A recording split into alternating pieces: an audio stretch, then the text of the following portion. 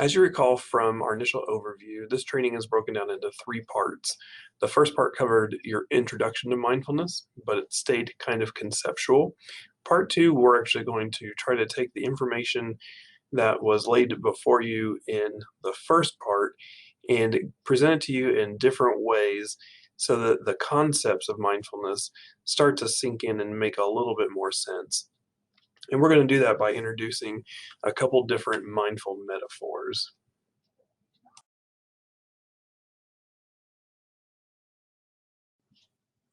Starting now and over the course of the next several slides, I'm going to narrow down and focus in on more specific concepts of mindfulness to help you understand some of the basic principles of mindfulness in a different way. You'll find me talking about several metaphors. The reason I like to do this, I feel like it makes the information a little more tangible.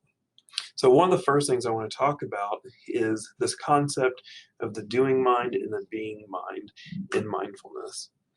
So the doing mind is the mind that we are more used to accessing.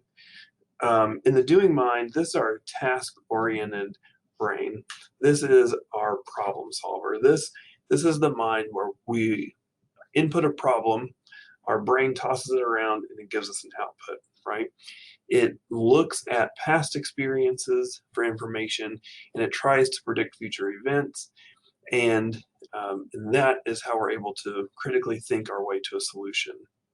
Now, our doing mind is great for a lot of different areas, right? So on the slide, you see those external activities that I've listed, like budgeting, fixing a broken TV. One of the examples I like to use a lot is building a bridge. Let's say that you're an engineer and you are tasked with building a bridge. Well, my hope is that you pull from past experiences like your engineering courses and you think back to all of the math that is going to be required for you to plan out this bridge, and to go back and research different materials and their densities and their weights and all that kind of good stuff. And I hope that you're looking into the future and you're thinking about, you know, is this bridge going to be prone to any sort of natural disasters, high winds? How many vehicles could be on here at one point? What's the maximum weight that could be on this bridge? And I hope that you're using your doing mind for those things. But what happens is we tend to use our same doing mind when it comes to internal processes.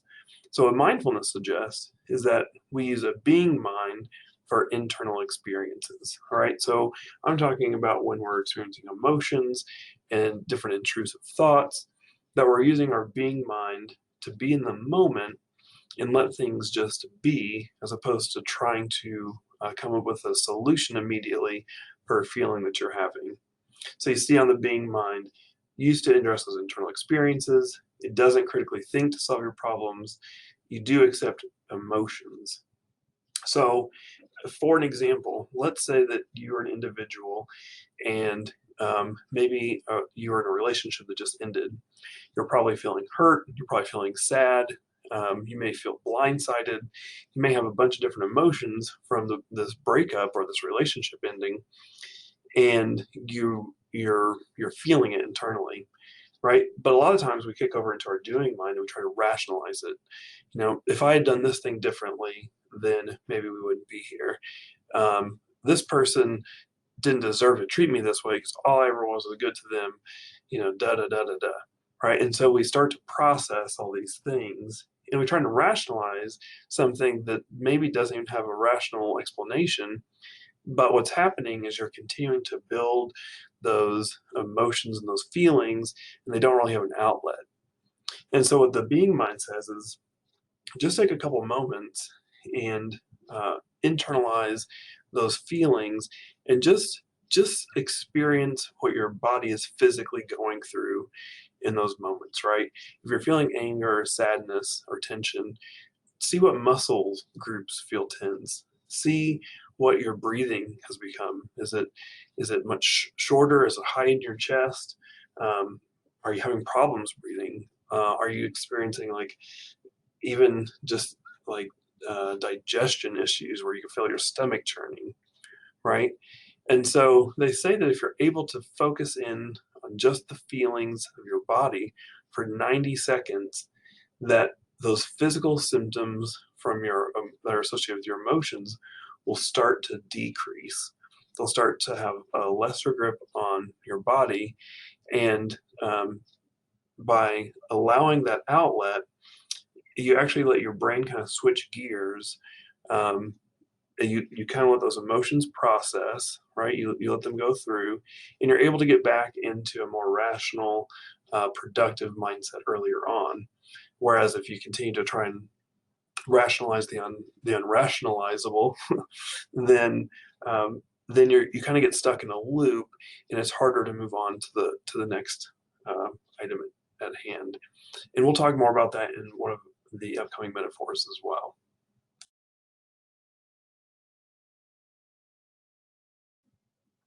As promised, I am going to use metaphors for a couple different concepts regarding mindfulness. This one is one I really like. It's called the snow globe effect. And so, in order for us to really rationalize and understand this metaphor, I want us to be thinking about snow, intense snow, maybe in the same way that you would see it or experience it in like a blizzard like or wintry conditions where snow is really heavy, where it's really difficult to see through. Okay, so on the snow globe on the right, we're seeing that kind of intense snow that I'm talking about, right? The windy snow, the blustery snow, the difficult to see through snow. Now, if you've ever driven in that kind of snow, you may have experienced certain emotions connected with that driving experience. Maybe a lot of tension, maybe a lot of anxiety, worry. Um, and a lot of those feelings from that driving experience is directly associated with a lot of the unknowns, right? It's hard to see through that snow. Maybe you can't see the road very well. You can't see the ditches on the side of the road. You don't know how your fellow driver is going to react. You don't know if your tires are going to slip from under you, if you're going to be able to stop in time. So you have a lot of worries going through about all these unknowns, about all these unseen things. Okay, and so in our metaphor, the snow that we're seeing, these are the thoughts in our mind, right? These are the constant flow of thoughts. So when we're being mindful, what we really want to do is we want to find a way to make those snow particles settle out. Okay, so we really want to shoot for this snow globe on the left hand side. You'll notice that in this snow globe that the snow still exists, but it exists at the bottom, right? It's settled out. It's not as intrusive. And what you'll also notice is that it's easier to see through. So if we had something in the middle of the snow globe, some sort of goal or task, that if it existed in both snow globes, it would be easier to see this goal or this task through the snow globe on the left because our thoughts are more clear, right? So, insert whatever that is. Let's say it's performing well in a test. If you are trying to answer question 10 on the test, and you're presented with all this information, and at the same time you have all these other intrusive thoughts, it's going to be a lot easier for you to see your test on this left hand globe than on the right because our thoughts are more settled out. Now, the interesting thing to continue this metaphor, the easiest way in order for the snow to settle, just like a real snow globe, is to set the snow globe down and to walk away, right? In a snow globe, the only reason that the snow is blowing around is because we're shaking it. And the great thing about this is that we are the ones that are in control of the shaking. People at times will blame others for shaking their snow globe, right?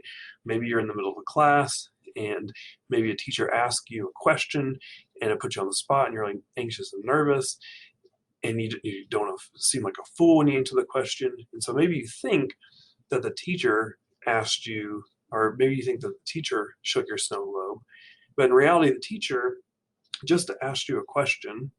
He may have stood a certain way, he may have looked at you a certain way, but the internal processes, the shaking of the snow globe, was on you, right? So the mindful thing to do in this case would be to set down the snow globe and just remind yourself nothing bad is going to happen by me answering the wrong way.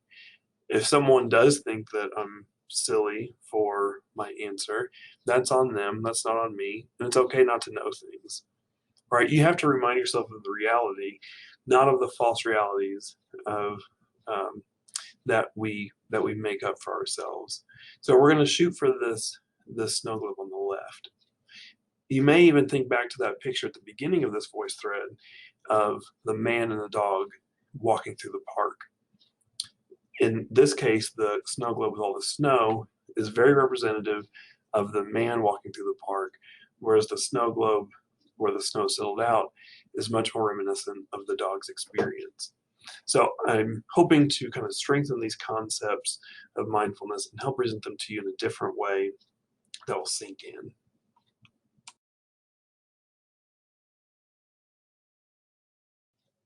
The next metaphor I want to talk about to drive home a concept of mindfulness is called the Calcutta golf course experience. So try to picture this in your mind while I'm walking you through the scenario. So in Calcutta, they have a golf course that has a really unique situation. Because of their location, they are near natural habitat for monkeys. And so monkeys, being the playful creatures that they are, tend to find their way onto the greens and the fairways of this golf course. So imagine yourself as a individual who's coming out to play golf for the day. Okay, maybe you've had a long week, long couple weeks. You're really big into golf. You're there with your friends. You spend money on your golf cart rental. You spend money on your food, and you're just really excited to be able to relax and have a good time. You get out, you're playing really well, probably the best game of your life, and then you get to like hole 11 and you hit a drive right down the fairway. Everything's looking good. And a monkey shoots down out of a tree, shoots across the fairway, and he snatches up your ball. Okay? So this monkey may drop it back in the fairway. He may drop it in the rough. He may throw it in the sand. He may throw it in the water. But he has come out of the tree and he has ruined your day. So this happens enough time to enough golfers, enough complaints come into the clubhouse. And so they say, you have to do something about this if you want us to return. Clubhouse says, okay, we will see what we can do. So you see the solutions that the clubhouse tried to come up with. The first, they said, we'll build a fence. So they built a perimeter fence around the golf course to try to keep the monkeys out. Well, maybe someone should have talked to them beforehand about the agility that these monkeys have. Obviously, it didn't stop them, hardly even slowed them down. Next thing that happened is they said, all right, we'll lure the monkeys away. So they created habitats far away from the golf course. They put treats and snacks and toys and shiny objects there that would hopefully lure the monkeys to those places and keep them off the course. But monkeys went there, they explored, and there was just something about those golf balls, and so they came back and they would mess with the golfers more. So they said, all right, we're going to try to relocate them. Well, monkeys are intelligent, and so it seemed like every time that they would go to trap a monkey, another one would be in its place. And so they couldn't catch them fast enough, and it didn't solve their problems. So what did they do? Well, the answer is on our next slide, and it's one of the founding principles of mindfulness. So take a second and think about what it is that they may have done to help solve this problem.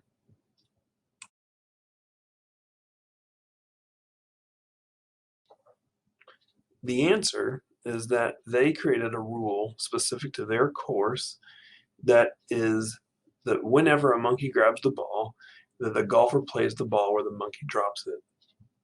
Now, the reason that this is important is this is acceptance at its finest.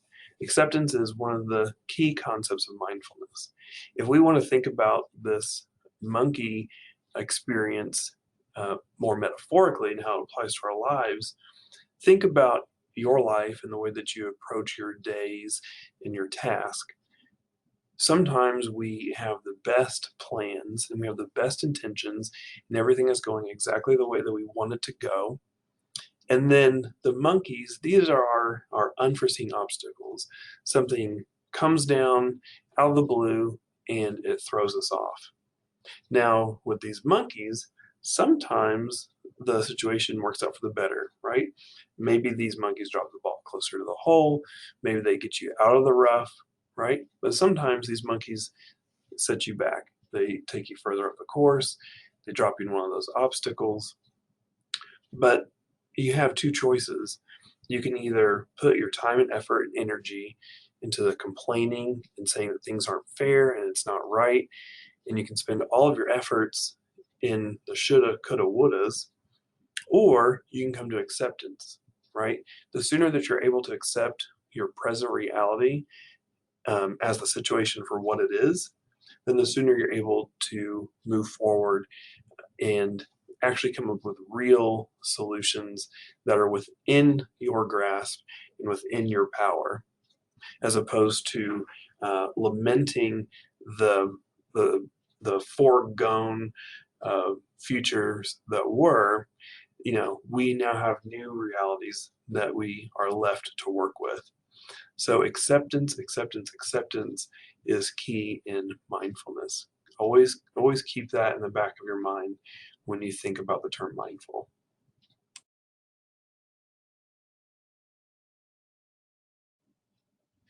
We're going to end this video similar to how we did in the first video, where we're going to actually take a moment to where we can reflect back and find a takeaway from this experience.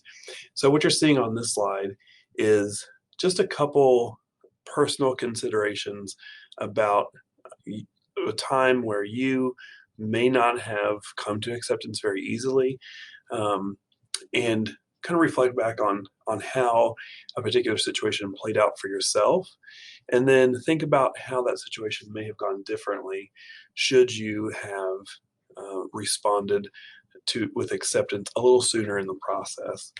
Let me give you one example to kind of start you off on your own thought process. So for me, I had one of these kind of monkey situations when I was fresh out of undergraduate. When I graduated, I started working for a nonprofit organization, working with the homeless. I was making a minimal salary.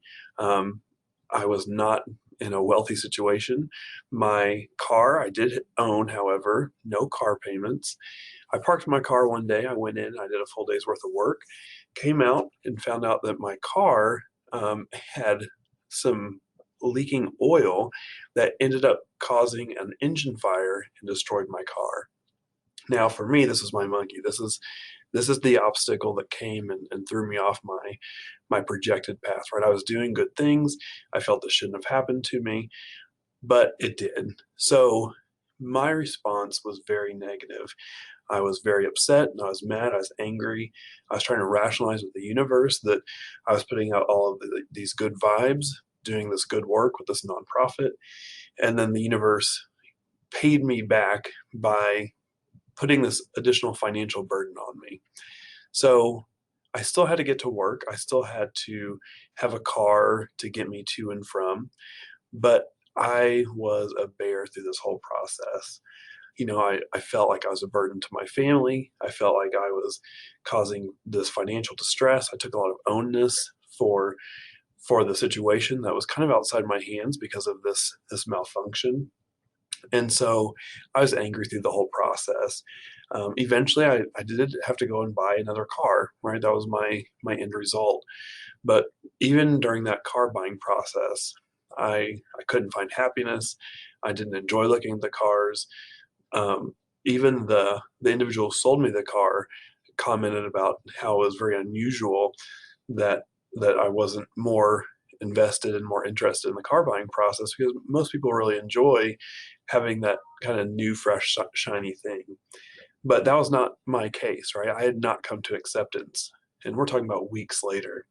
So, at the end of the day, I still had to get this car. I still had to have my transportation. But what I didn't have to do is I didn't have to make the whole process painful on myself and painful on those who were also affected by the situation. And so, had I come to acceptance a little bit earlier, had I just come to that conclusion that this is my new reality and that I don't have to rationalize why it happened. I just have to accept that it did. Then I would have been able to get to the same conclusion, but have less bumps in the road on the way. So I encourage you to read through these questions on your own and think about an event in your own life where maybe an unpredictable event occurred, what your gut reaction was to it, especially if you did not have a very mindful or very accepting response. And reflect back about how that made you feel, and then think about how you may have responded differently, how you could have responded differently, and how that may have had a different impact on your outcomes.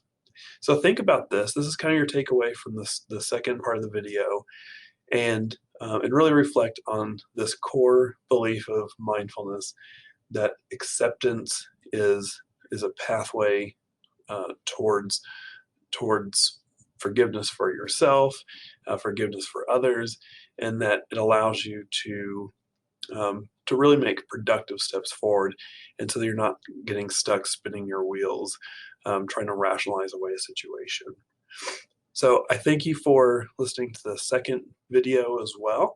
We have one more video in the series that's all going to be focused on cultivating mindfulness. So please stick around. I encourage you to come back for that third video so that you can continue to see ways that you can bring mindfulness into your daily life.